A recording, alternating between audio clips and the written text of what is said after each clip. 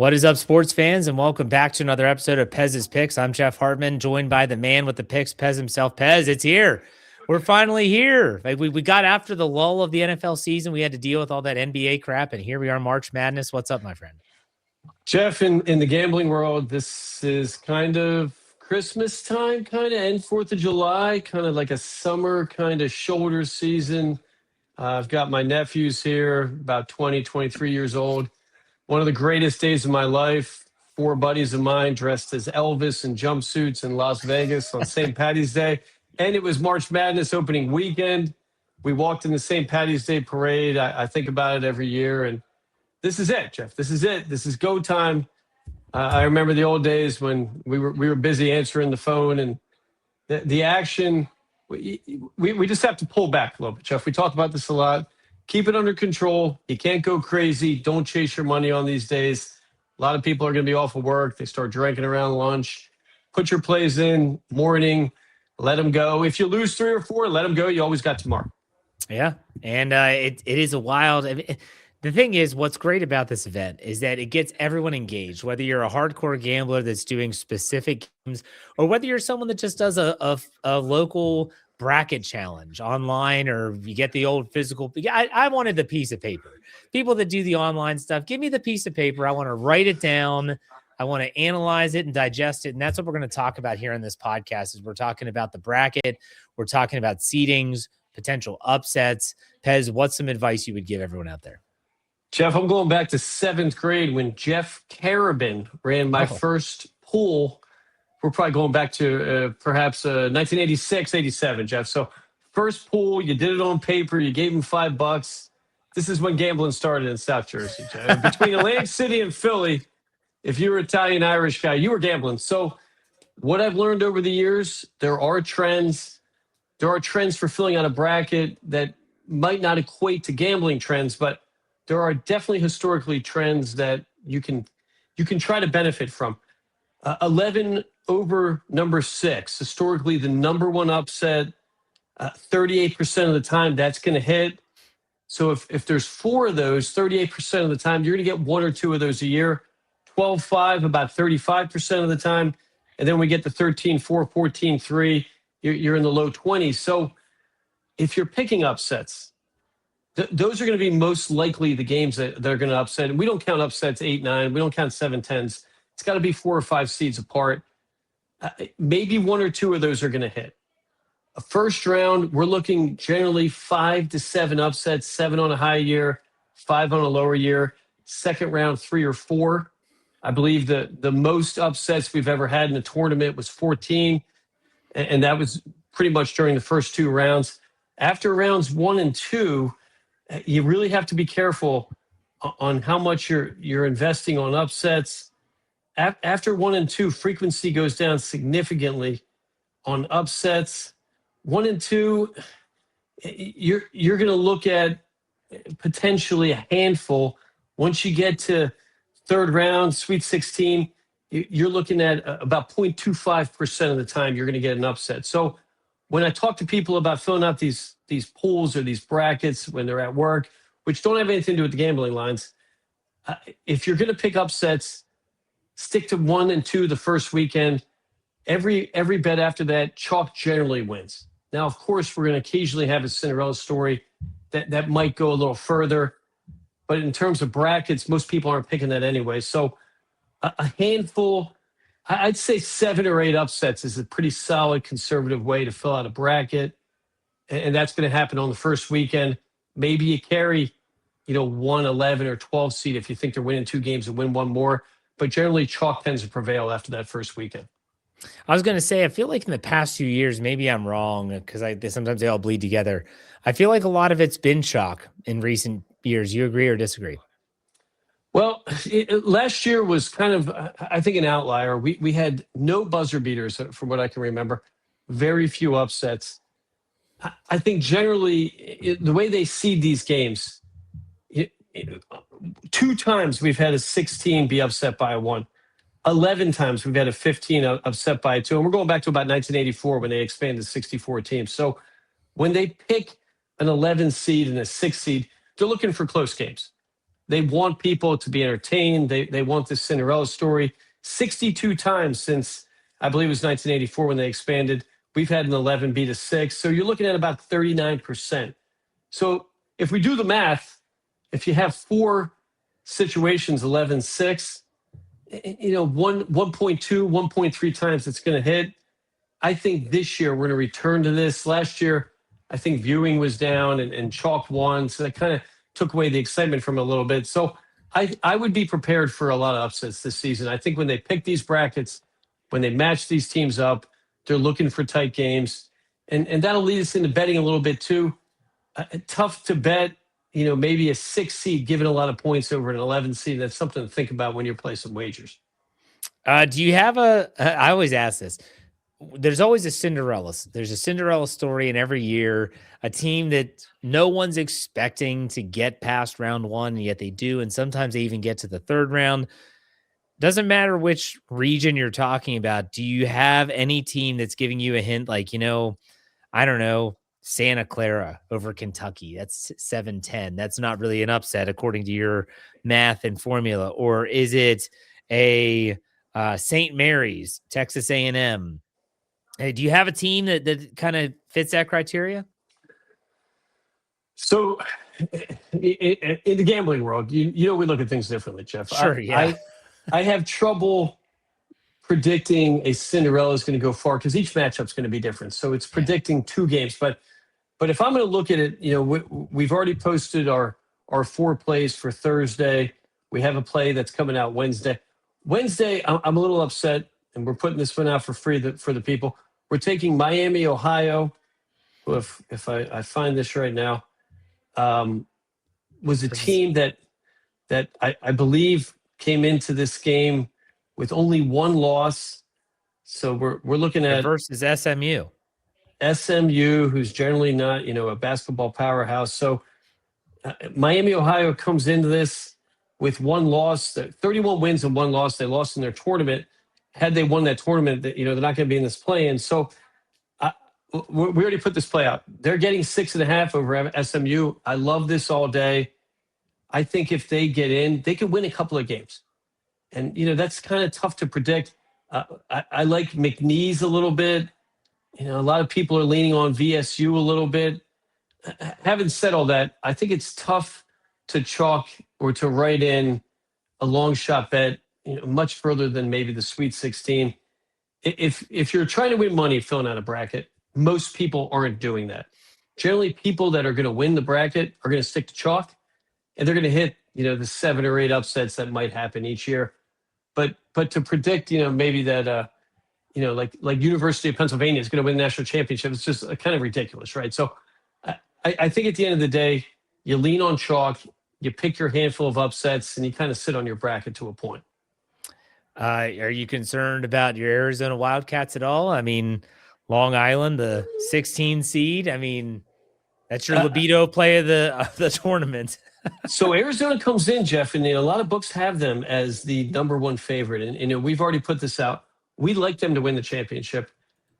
They have the easiest kind of quadrant, out of the 4 regions. Sure. They have the easiest one to get to the Final 4. I like their chances a lot. Of course, Duke, I think, has the best player in the country. I think Arizona has the horses. They had a buzzer beater this weekend. They've got some, mojo going behind them.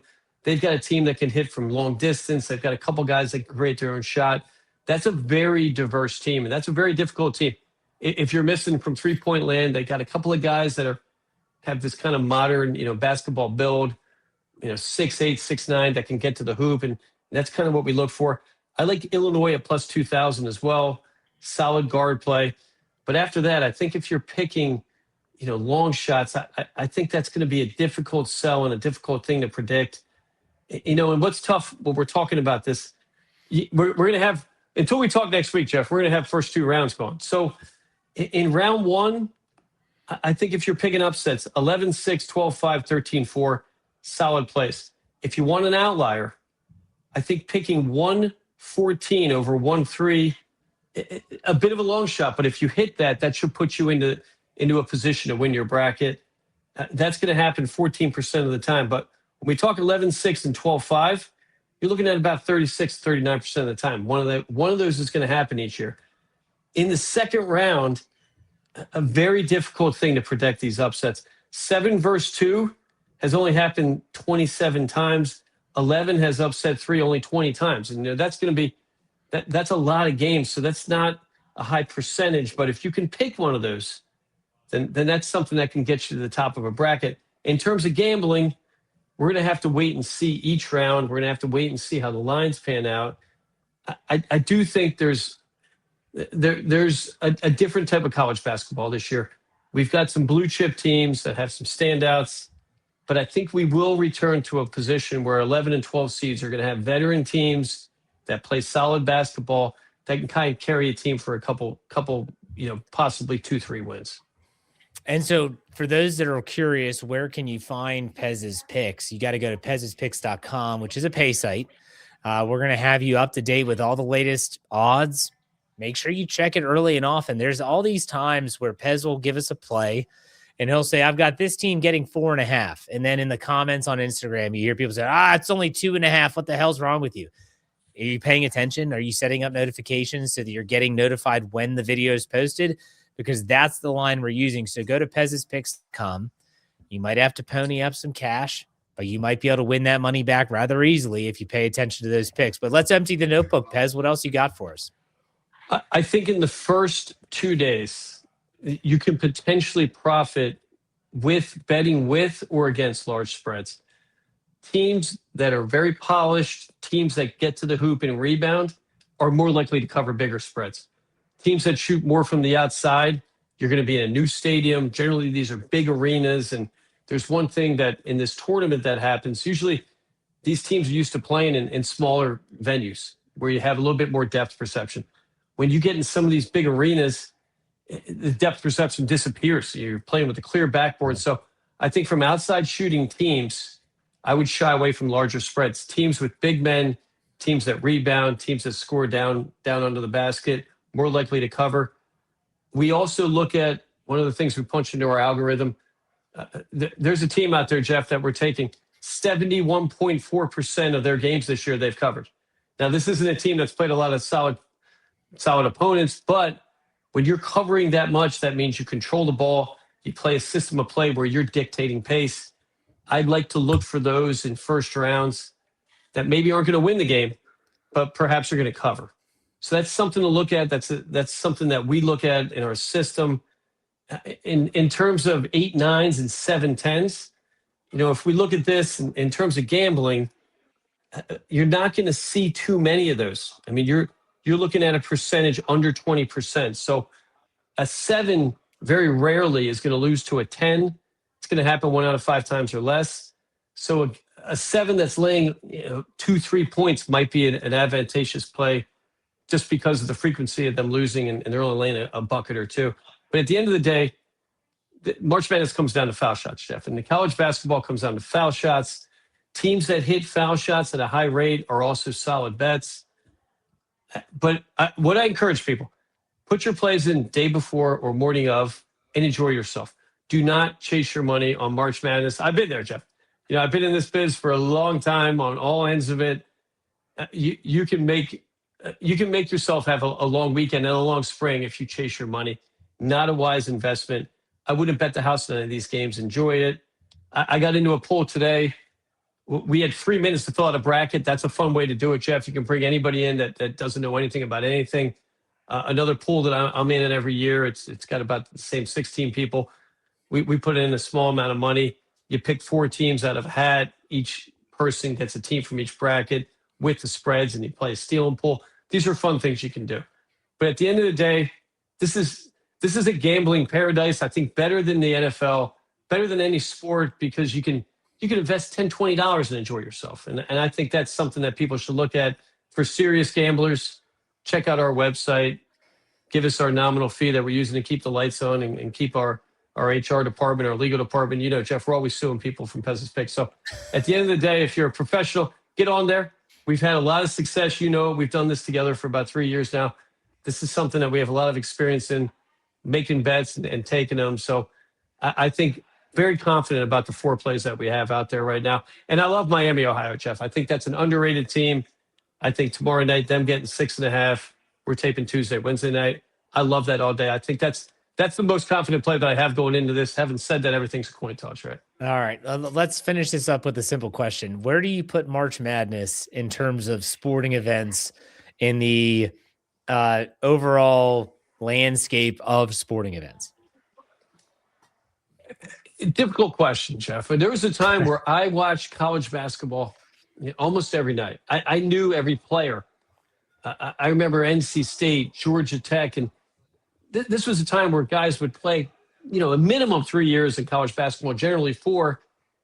It's a little harder to follow these teams with the fluidity of players coming in and going to the NBA, going to play in Europe. There are a lot more options of players. So I rank March Madness as perhaps the most exciting thing to have happen on a good year. Last year I downgraded that. But March Madness, when we have good games and the seeding, kind of allows teams to kind of compete against each other, I think it can be the most exciting thing. But I've seen a lot of people, Jeff, lose a lot of money on this. And I encourage people, listen to me. I'm cautioning you. We're advising people to make investments here, but I'm telling you to do it conservatively. Don't go crazy. I think parlays on college basketball March Madness are insane. That's a very risky business to get into. Cover yourself 2, 3, maybe 4 bets and balance it out, and then wait till the next day. Live to the next day, Jeff. That's always what we do. There you go. Should be everyone's motto heading into March Madness is live to the next day. That's exactly what we're looking at. All right, Pez, final thoughts here before we call it a show. Arizona Wildcats, Jeff. My wife went there. I was on the campus in June. Great bunch of players. They play defense. They've got a lot of mojo going. If you're going to put a future bet in, I think plus 380, solid play. $50 is going to win you almost $200. You're going to about, like 180. I think that's a solid play. That's something that I would look at if you're putting in a future play. All right. That's it. Our March Madness spectacular. Hopefully your all's bets, your pools play out. We'll be back next week to talk about what's up. Well, we've got our Thursday bets in. It's already on the website. Yep. Tomorrow on Wednesday, we're going to have our Friday in, and then people are going to have to, check into that website every day. We might put a couple freebies out on Instagram, but our main plays are going to be put out. That won't happen until Saturday morning. We got to wait for lines of adjust Sunday, and then we'll regroup on Monday, Tuesday. And we'll be back at that time to talk about that third round. But Pez, man, I appreciate your time. Enjoy the games, and we'll be in touch. Take it easy. Happy St. Pat's. See ya.